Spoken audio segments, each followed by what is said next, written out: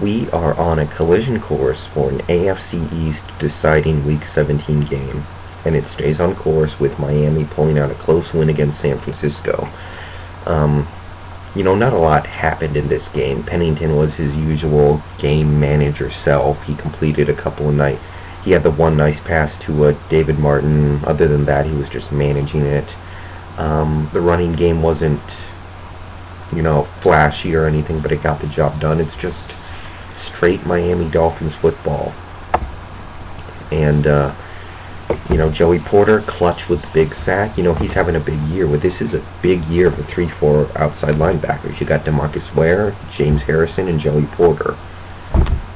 Doesn't get much better than the seasons those three guys are having. So it's going to be a crowded Pro Bowl for 3-4 outside linebackers.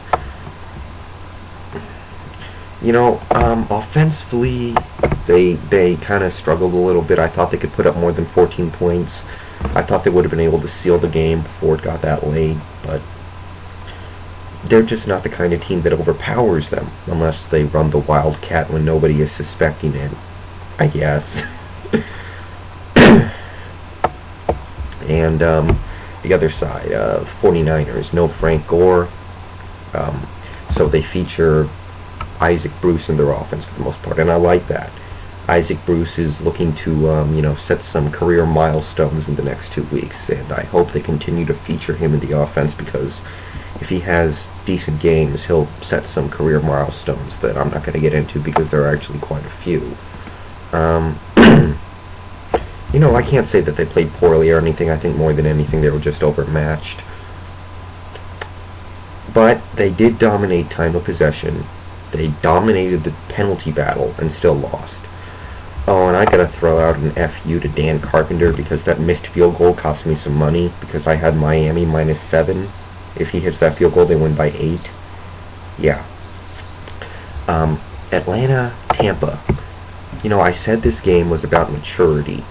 If the Falcons were a mature team, they would win this game. They were facing a backup quarterback, a defense that has suddenly decided to hit the nursing home, and everything else.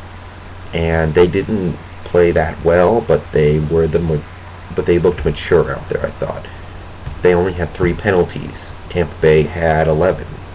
They gave up a quick score at the very end of the first half, but they didn't let that demoralize them. They had a blocked punt at the very end that could have allowed Tampa to win the game, but they weren't mature enough to say, okay, we'll stop them. And they did, forcing OT. So, I gotta say I am impressed, even though it's just a 3-point OT victory against a backup quarterback with mediocre running backs. I'm impressed. Matt Ryan not his sharpest of days, and that's a little bit of a disturbing trend because it kind of happened against Denver too, and those games were at home, and he needs to play well at home, if anything. That's something he has to make sure that he brings week in and week out. But Michael Turner, I don't know what the deal is with this Tampa Bay defense. Just like it seems like 2 weeks ago they were dominating opposing running games. Now they can't do anything. Now they look retarded when they try and stop the run, But, Turner's a great running back. He's an MVP candidate, so the game was pretty much won there. And as for Tampa, well, Bill Simmons put it this way a couple weeks ago. The Buccaneers look a little too loose. I'd say that looks about appropriate. They are a little loose. Remember, they fell behind 21 points to the Chiefs at home a couple weeks ago. So maybe they're a little loose. Redskins. I made the comment about a month or 5 weeks or 6 weeks ago that I was looking at Jim Zorn's performance in Washington and comparing it to a Jim Mora. And I was like, I am jealous, man. Yeah, maybe I need to reconsider that. It's not that I like Jim Mora now, because he's going to have to prove me wrong. But this last month or so, Jim Zorn has not been coaching at half the level that he was earlier this year. And, a lot of things happened to this Washington team down the stretch. Jason Campbell He had a very lucky first half of the season. He ran out of luck. Clinton Portis got hurt. They had a whole bunch of other injuries. Sean Springs, offensive line, etc. But it does start at the top. And if you look at the coaching here, when you lose to a team as bad as Cincinnati, you have to look at the top and look at coaching. And that's kind of where I start. But, props to Cincinnati. Props to Cincinnati. I mean, when they signed Cedric Benson, I was just like, are you kidding me? That's what I was like. This is a joke. But they've actually managed to get good production out of him. He played well against Jacksonville, and now he's played well against Washington. And I'm surprised, definitely. I'm surprised because he's just not a very good player, but they're squeezing production out of him, so color me impressed. And, really, the Bengals' defense is not that bad anymore. It's the offense that's become the problem this year. So I'm just saying, next year, watch out. Maybe. It's a horribly run franchise, but they kind of fix the defense. If they can get the offense back, watch out. Chargers, Chiefs. It's funny. The Chargers were down like 21-3 with I can't remember how much time was left. I didn't think the game was over. I just thought to myself, Herm Edwards is prominently involved. They could blow this game, and they did. And, part of me can't believe it. But at the same time I realize, yeah, that's Herm Edwards at his best.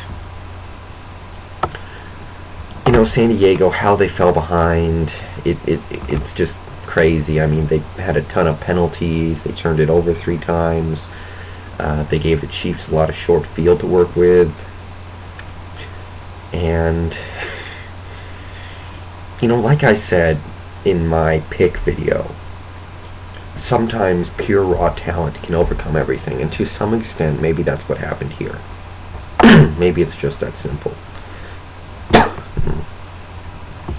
But I do have to give credit to San Diego because their season is still alive. Improbably, impossibly, they are still in this thing.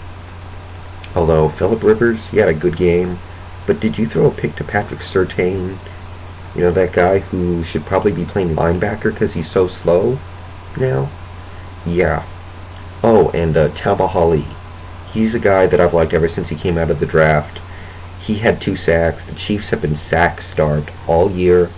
They finally got a really good pass rush out of Tamba Hali, so I was glad to see that. Because I remember him coming out of Penn State a few years ago, and I kind of wanted him. I never would have guessed that the Packers season would have officially ended like that. And, I was tracking this game, and throughout the entire thing I was thinking to myself, Green Bay has this, and then all of a sudden the game was over. I was like, wow. That's surprising. I don't want to put this in the lap of Aaron Rodgers. This comes back to Ted Thompson trading away Corey Williams. That trade comes back to haunt them so badly. Because, Aaron Rodgers has actually had a nice season. If he wasn't on such a bad team, he would probably make the Pro Bowl. Them the breaks. You look at Ryan Grant, he's wildly inconsistent. Greg Jennings, sometimes he shows up for big games, sometimes he doesn't. But first and foremost, you got the defense. They give up a lot of big plays. They have a hard time. They force a lot of turnovers, but seem to have a hard time stopping the other team, especially against the run. And it all comes back to that Corey Williams trade that kills me, because this team probably would have won this division with Corey Williams. So Ted Thompson has some answering to do. And hey, credit to Jacksonville. I thought they had given up. But Garrard looked very sharp out there, using Dennis Northcutt, the definition of mediocrity, to great effect. Maurice Jones-Drew had a nice game. He's been racking up the touchdowns this year. Quentin Groves picked up a sack, and he's part of the Jacksonville Jaguar future. Quentin Groves. So he's coming along. Now we just need to wait for Derek Harvey.